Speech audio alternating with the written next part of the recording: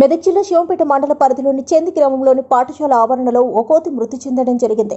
ఈ విషయం తెలుసుకున్న సాటి కోతులు వందల సంఖ్యలో పాఠశాల ఆవరణకు చేరి పాఠశాల ఆవరణలోనికి ఏ ఒక్కరిని రానివ్వకపోవడంతో పాఠశాల హెడ్ మాస్టర్ ఎంఈఓకు సమాచారం అందించడం జరిగింది. ఎంఈఓ బుజ్జనాయక్ అక్కడికి చేరుకుని పరిస్థితిని సమీక్షించి కోతులు మనుషుల్ని ఎవరిని రానివ్వకపోవడంతో విద్యార్థులను దాడి చేయడం జరుగుతుందని గమనించి నేడు పాఠశాలకు సెలవు ప్రకటించడం జరిగిందని ఆయన తెలిపారు. జంతువులో ఇంత ఐక్యమత్యం ఉండడం తారీపుగా ఉందని ప్రజలు వాపోయారు. ఈ కార్యక్రమంలో పాఠశాల సిబ్బంది, విద్యార్థులు, గ్రామస్తులు పాల్గొన్నారు.